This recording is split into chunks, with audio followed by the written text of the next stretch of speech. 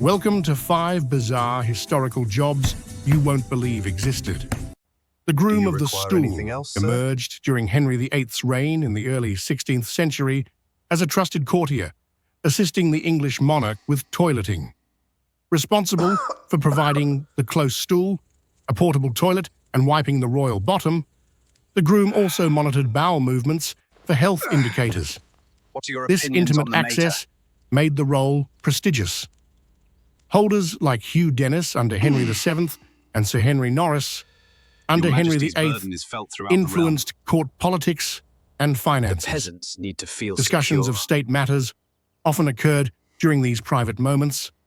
The position evolved into Groom of the Stool by the 19th century, shifting to wardrobe duties, and ended with Edward VII in 1901. Despite its lowly tasks, it offered proximity to power unavailable to most nobles. Would you be a Groom of the Stool if it meant you could influence a powerful person and have your ideas shape the world?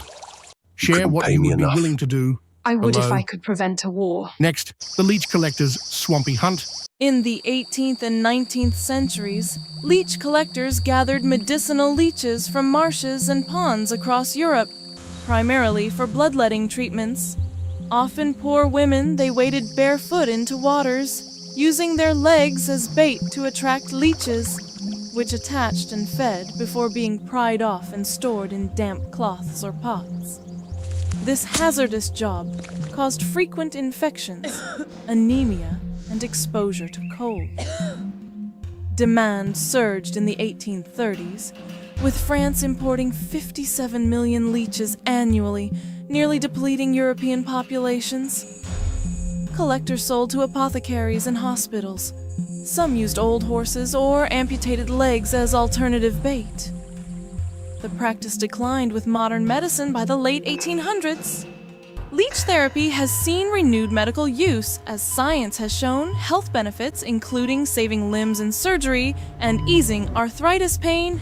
Did leech collecting propel medical practices forward or merely exploit vulnerable workers? Tell us below.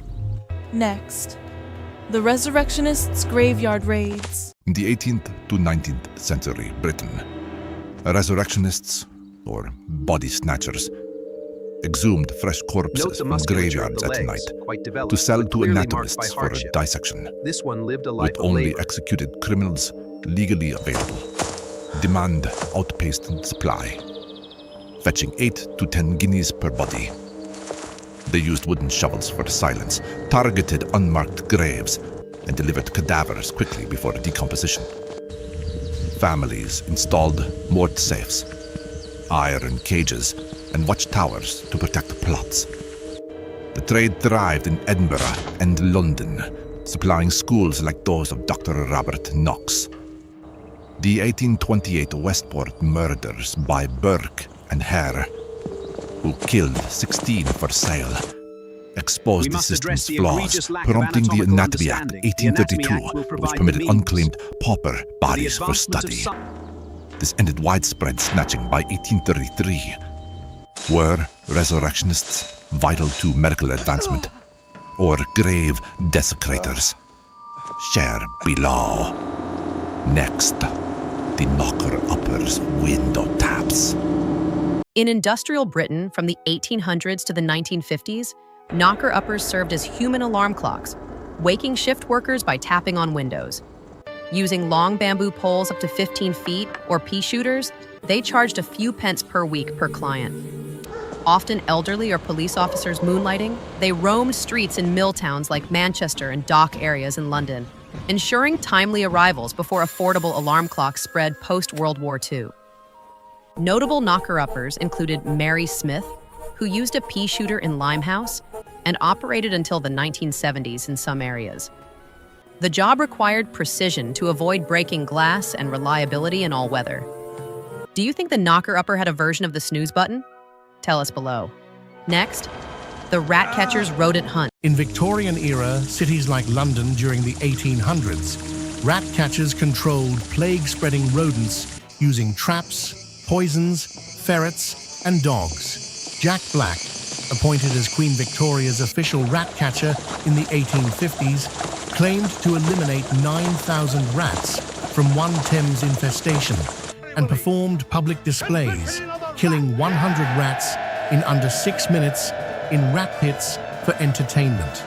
He bred unusually colored rats, selling them as pets to nobility. The job was essential for public health, preventing diseases like the bubonic plague, but dangerous, with risks of bites and infections. Rat catchers earned privileges for catching over 5,000 annually and operated in sewers and alleys. The profession faded with modern pest control by the early 1900s. Were rat catchers urban saviors or spectacle performers? Share your thoughts below. That's the last bizarre job. Watch for the compilation 5 Bizarre Historical Jobs You Won't Believe Existed. Don't rat us out. Subscribe to Short Bites of History.